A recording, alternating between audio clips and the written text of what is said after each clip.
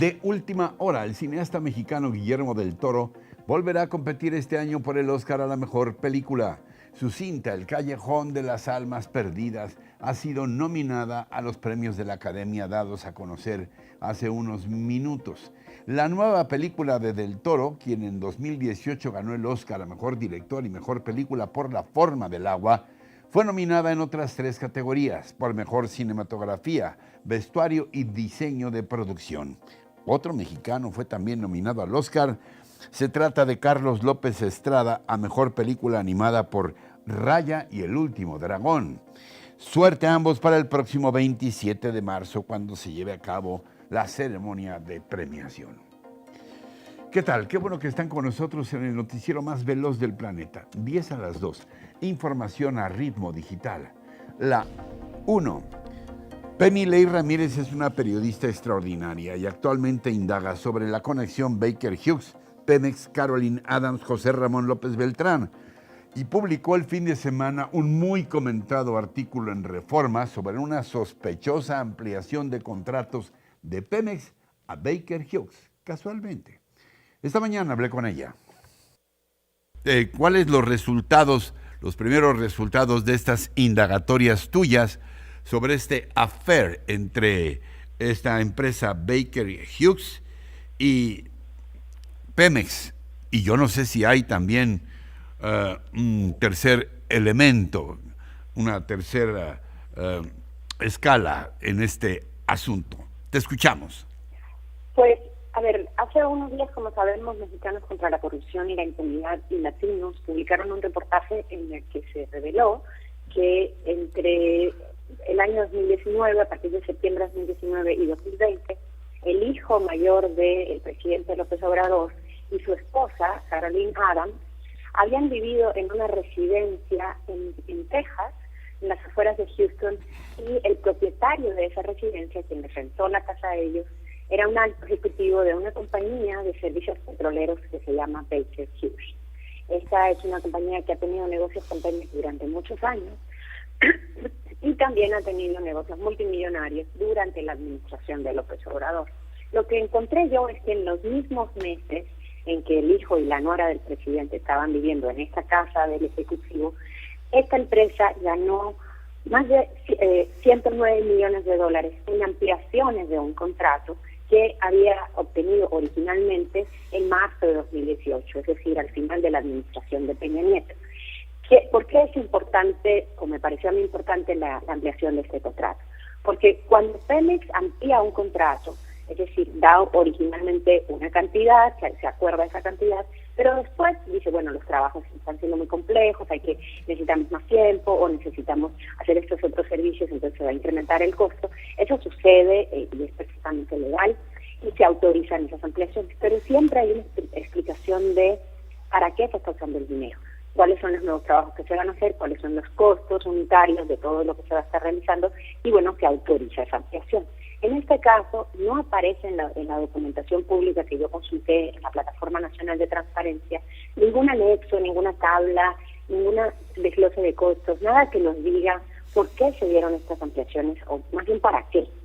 Solamente se dice que lo que se quiere con esta ampliación del contrato es aumentar las reservas de Pemex, que es algo pues muy vago, que pues es lo que hace Pemex todo el tiempo, pero no sabemos exactamente, diríamos en buen mexicano, a santo de qué están dando más de 100 millones de dólares, que además, insisto, sucedieron en los mismos meses en los que el hijo y la nuera del presidente estaban viviendo en casa de este ejecutivo. Otra cosa relevante que encontré es que años después, es decir, se publicó a principios del año pasado, la Auditoría Superior de la Federación revisó este contrato y determinó que esta ampliación había sido autorizada por un suplente, no por el director de Pemex Exploración y Producción como correspondería, sino por una persona que estaba como suplente.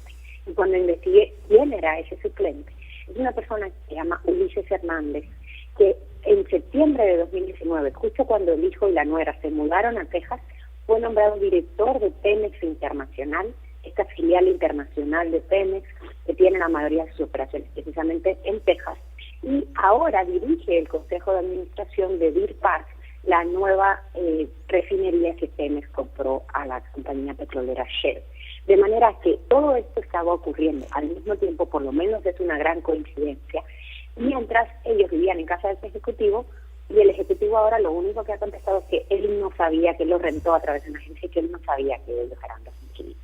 Y se necesita ser muy perverso para suponer que podría haber una injerencia de la señora Caroline Adams en toda la operación que ya se hace en este gobierno de la compra por $600 millones, según recuerdo, de la refinería Deer Park, que está también ahí, pegado en Houston, Texas, Penny Lane.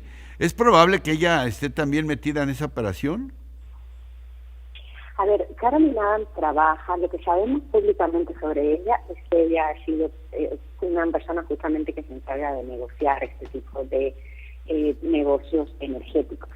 Se ha publicado que ella trabajaba desde 2016 en México como, digamos, la persona que hacía negocios de una consultora de energía.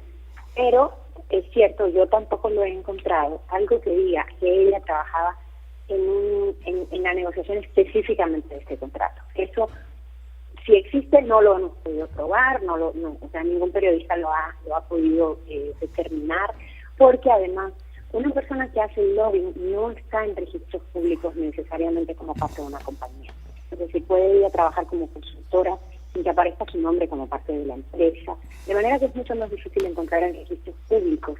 Lo que sí podemos decir es que ella trabaja en esa área, o sea, ha trabajado haciendo ese tipo de cosas y además están relacionadas. Por eso es importante el vínculo con Pemex, porque ella siempre, su área de expertise ha sido precisamente negociación de temas relacionados con energía, relacionados con petróleo. La 2. Como todos los martes, el privilegio de su palabra, que hoy se refiere precisamente al capital de los políticos que van repartiendo durante su gestión como si se tratase de una gran bolsa de la que van sacando monedas. Es el caso del presidente López Obrador, aunque más nos valdría tener un presidente pobre, nos dice Ana María Olabuenaga. Como bien sabes, cuando un político gana una elección, entre otras cosas, gana una cuenta que registra su capital político. Algo así como una bolsa llena de monedas que deberá usar a lo largo de su gobierno para poderlo transitar. Algunos peajes son más costosos, otros menos, pero todos cuestan. El reto consiste en llegar al final de su periodo con el capital suficiente para poderlo terminar y, si le restan monedas, intentar heredarlas a quien considere que puede sucederlo para que inicie con ventaja la contienda. El tema con esto del capital es que el que lo tiene puede elegir en qué gastar. Un capricho, un amago a la corte, otro tal vez al INE, una consulta confusa, una rabieta, un insulto. Se vale que el que tiene lo use en lo que quiera. Gobernar desgasta. A veces hay errores, frustraciones y hasta enojos, pero todo cuesta. El asunto es, Ricardo, ¿acaso no fue demasiado despilfarro el de la semana pasada? La señora tiene dinero. Como única respuesta, resultó muy dispendiosa, pero fue aún más onerosa la violencia desproporcionada contra los periodistas. Estamos hablando de un oficio por el que en México asesinan. De aquí que insultar sin desmentir un dato, sin aportar ningún documento, resulta, además de peligroso, un gusto caro. Casi igual de costoso que insultar a la canciller de Panamá por rechazar nuestra propuesta de embajador denunciado por acoso. Palabras de admiración para el denunciado y ni una sola palabra para las acosadas del ITAM y de Morena. También es muy costoso. Nunca más podemos darle a un presidente una bolsa tan grande. Eso es solo tentación para el autoritarismo y el desplante. Necesitamos bolsas pequeñas, que en lugar de gastar se dediquen a pensar en cómo llenarlas, que tengan cuidado, respeto y miedo de quedarse sin monedas. Necesitamos un presidente pobre. La 3. En su conferencia mañanera de hoy, el presidente López Obrador externó por enésima vez su apoyo al doctor Hugo López-Gatell, el vocero y subsecretario de Salud, por la demanda que existe en su contra por el manejo de la pandemia, un manejo criminal de la pandemia del COVID-19 en México.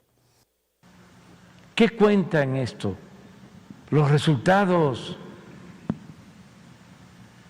Entonces, se me hace una gran injusticia, una campaña de desprestigio, porque ¿qué va a hacer el Ministerio Público, el juez? ¿Sí? Y no es nada más el doctor Hugo, es el presidente, es el secretario de Salud, todos iríamos a la cárcel. Todos somos Hugo. López-Gatell, por su parte, habló sobre el uso de ivermectina en pacientes con síntomas leves de COVID en la Ciudad de México. Recordó que en el Manual de Salud de agosto del 21 el gobierno federal pidió no utilizarlo y que el gobierno capitalino no lo empleó, sin embargo, como si se tratase de un experimento raro. Finalmente, el presidente se refirió igualmente a las campañas de desprestigio, mentiras y calumnias en la mayoría de los medios de comunicación, por lo que amenazó: vamos a tener que refrescar información y refritear de cuánto recibían los medios solo en publicidad, en prebendas y en convenios. La 4. Sobre el caso de la ivermectina en la Ciudad de México, el exdirector de análisis de datos de la Agencia Digital e Innovación Pública del gobierno capitalino que encabeza Claudia Sheinbaum se retractó por los resultados del estudio, del artículo que avaló el uso de ivermectina. El también coautor de este artículo titulado La ivermectina y las probabilidades de hospitalización por COVID-19 en la Ciudad de México pidió disculpas en Twitter por las consecuencias que tuvo la publicación. El sábado pasado, la plataforma científica SocArcGIP decidió eliminar el estudio de la Ciudad de México, argumentando que la ivermectina no debe usarse como tratamiento o preventivo para COVID-19 fuera de estudios clínicos. No obstante, la Secretaría de Salud capitalina rechazó haber administrado ivermectina de forma experimental. Dijo que fue con base en información científica disponible. En otros temas, la Secretaría de Salud informó que la curva epidémica se mantiene a la baja. Siempre ocurre en los primeros días de la semana, van a ver hacia el final. Se confirmaron 9,000 nuevos casos de contagio y 206 fallecimientos a causa de la enfermedad. Hoy inició la vacunación de refuerzo para habitantes de 50 a 59 años en Ecatepec, uno de los municipios más poblados del país. La 5. Sigue creciendo el escándalo por la distribución de la ivermectina entre al menos 200,000 pacientes por COVID por parte del gobierno de la Ciudad de México. La propia jefa de gobierno, Claudia Sheinbaum, aquí la tenemos, encabezó el reparto de kits que contenían ivermectina, aunque nunca se dijo a los pacientes que no era un medicamento aprobado por la Organización Mundial de la Salud y que se trataba de un experimento masivo. Sobre ello hablé esta mañana con un prestigiosísimo epidemiólogo y vocero de la Comisión UNAM para atender la emergencia por COVID-19, el doctor Malaquías López Cervantes. Ahora, pero en el caso de México, ¿cómo es que se decide el uso de la ivermectina y sobre todo el modo en que se distribuye sin que la gente sepa de qué se trata? Hablamos de miles de personas sobre las cuales se dice, pues se hizo una suerte de experimento, como si se tratase de conejillos de Indias, de animalitos, pues. Sí, efectivamente, ahí es donde quería yo llegar. La Organización Mundial de la Salud fue muy clara y contundente en el sentido de indicar que la ivermectina debería de utilizarse solamente en el contexto de un estudio científico. no de manera regular como un tratamiento.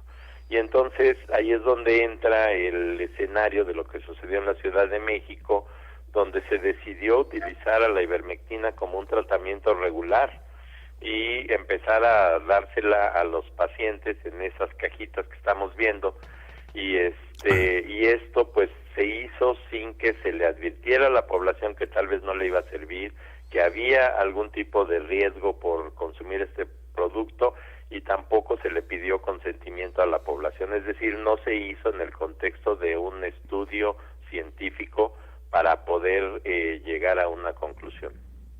¿Hay riesgos que provoque riesgos a la salud, por supuesto, que provoque la ivermectina?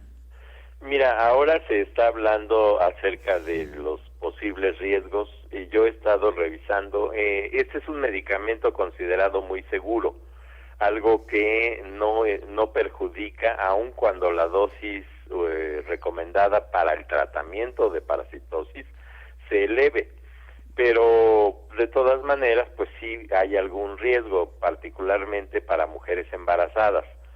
Entonces creo que esto se debió haber explicitado. ¿Qué tal si dentro de las personas que recibieron, los miles de personas que recibieron tratamiento, había mujeres embarazadas? Entonces creo que el tema es el contexto en el que se decide utilizarlo. Todavía hay polémica sobre si pudiera servir de algo o no, pero eso no quiere decir que se pueda tomar una decisión como la que se tomó. Veíamos ahí las imágenes de la jefa de gobierno, Claudia Sheinbaum, distribuyendo los kits. Ahí está, hablamos de una responsabilidad de gobierno, ¿no? Efectivamente, creo que eso es el asunto central. Es decir, aquí tiene que haber alguien que diga: yo tomé una decisión, cometí un error, al menos en gran parte de lo que decidí hacer, y debo de enfrentar las consecuencias. Las 6, otro asunto explosivo para Claudia Sheinbaum. Niños en situación de vulnerabilidad o que fueron abandonados presuntamente son maltratados en albergues del Instituto de Atención a Poblaciones Prioritarias, IAP, a cargo del gobierno de la Ciudad de México. De acuerdo con una investigación del periódico La Crónica de hoy, los niños en el albergue San Bernabé de dicho instituto regularmente eran amarrados o sometidos a trabajos de limpieza. Los niños llegan a los albergues por maltrato familiar, abuso sexual o por ser rechazados de albergues privados. El diario afirma que la denuncia fue hecha por los propios trabajadores y extrabajadores del instituto ante la Comisión de Derechos Humanos de la Ciudad de México. La denuncia contiene minutas de trabajo oficiales y fotografías. Aquí tiene uno amarrado tipo momia porque se portó mal. Terrible, terrible. Que, bueno, estas fotografías demuestran el maltrato sufrido por los niños. El gobierno de la Ciudad de México, a través del DIF local, dijo que va ante esta denuncia a encargar a un equipo multidisciplinario que investigue estos supuestos, pues ya no son supuestos, están probadísimos, maltratos a los menores de edad en los albergues a cargo del gobierno de la Ciudad de México. Las 7. Revocación de mandato. Habemos. El Instituto Nacional Electoral publicó este lunes en el Diario Oficial de la Federación la convocatoria para la consulta de revocación de mandato que se llevará a cabo el próximo 10 de abril. Según el acuerdo aprobado por el Consejo General del INE, hoy inicia la campaña de promoción y difusión de la consulta ciudadana en radio y televisión. El documento también informa sobre la suspensión de la difusión en los medios de comunicación de toda propaganda gubernamental de cualquier orden de gobierno del 4 de febrero al 10 de abril, en lo que se conoce como la veda electoral. En cuanto a esto último, el presidente López Obrador ha solicitado a las instancias judiciales revisar el concepto de propaganda para aclararle al gobierno qué es lo que puede informar durante la veda electoral por la consulta de revocación de mandato. No debiera haber confusión porque la ley es muy clara. Dice que los únicos que pueden, desde el punto de vista oficial, promover la consulta de revocación son los consejeros del INE o el propio instituto de manera oficial. Bueno, pero hay un asunto que pudiera ser motivo de polémica. El presidente López Obrador tiene pensado inaugurar el próximo 21 de marzo el Aeropuerto Internacional Felipe Ángeles en Santa Lucía, lo que tendría que hacer en teoría sin pronunciar una sola palabra y sin medios de comunicación. ¿Usted cree? La 8. John Kerry está de vuelta en México. El enviado especial del gobierno de los Estados Unidos en materia de clima estará mañana en nuestro país para entrevistarse con el presidente López Obrador. Esta visita se da luego de la controversia por los dichos del embajador Ken Salazar sobre la reforma eléctrica del gobierno mexicano y su apoyo al presidente. La delegación que encabeza Kerry tendrá reuniones en Palacio Nacional y en la sede de la Cancillería para dar seguimiento al diálogo diplomático que posiciona el combate al cambio climático. El presidente mexicano, quien asegura tener una muy buena relación con Kerry, se reunirá con el enviado del presidente Biden para acelerar la cooperación entre ambos países en cuanto a la crisis climática y, ojo, las energías renovables. La 9. La secretaria de Economía, Tatiana Cloutier, no es tan optimista como el presidente López Obrador sobre el crecimiento del Producto Interno Bruto, el PIB, ya que considera que solamente registrará este año un máximo de 2.6%. El presidente López Obrador afirmó hace poco que el PIB, de acuerdo a sus datos, a sus otros datos, crecería 5% y rechazó que el país pueda entrar en recesión técnica. Cloutier afirma que el optimismo del presidente es porque está apostando a que sucedan cosas positivas para México.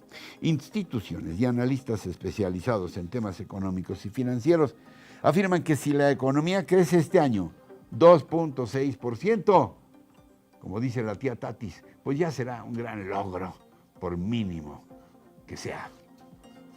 La 10. Donovan Carrillo es ya parte de la élite mundial del patinaje artístico. Aquí lo tenemos. El mexicano tuvo anoche un debut espectacular en los Juegos Olímpicos de Beijing en China, en el programa corto de patinaje artístico, logrando pasar a la gran final que tendrá lugar mañana miércoles. Tuvo una puntuación de 70 con más de 17,000 microcristales. Efectuó su rutina con el fondo musical de un paisano de él. Donovan es jalisciense, Black Magic Woman del maestrísimo Carlos Santana. Son las primeras impresiones de Donovan luego de haber calificado a la gran final en los Juegos Olímpicos de Invierno en Beijing. Hola amigos de México, espero que estén muy bien. Estoy muy contento, acabo de terminar mi presentación del programa corto y no puedo estar más orgulloso del trabajo que tenemos y que se logró en esta competencia. Muy motivado también para el programa largo y pues más que nada recordarles que los sueños se hacen realidad cuando trabajas duro por ellos y estás dispuesto a hacer todo lo que sea necesario para alcanzarlos. Les mando saludos, un fuerte abrazo y les agradezco por seguirme durante esta competencia. Y así, muy patinísticos, orgullosos, emocionados y esperanzados con lo que está haciendo este talentosísimo chavo mexicano. Llegamos al final del día de hoy. Recuerden que tenemos una cita de lunes a viernes en 10 a las 2 y en todo momento con nuestros contenidos completitos en nuestras redes sociales y por supuesto aquí en nuestra página rochainforma.com. Hasta entonces, hasta siempre.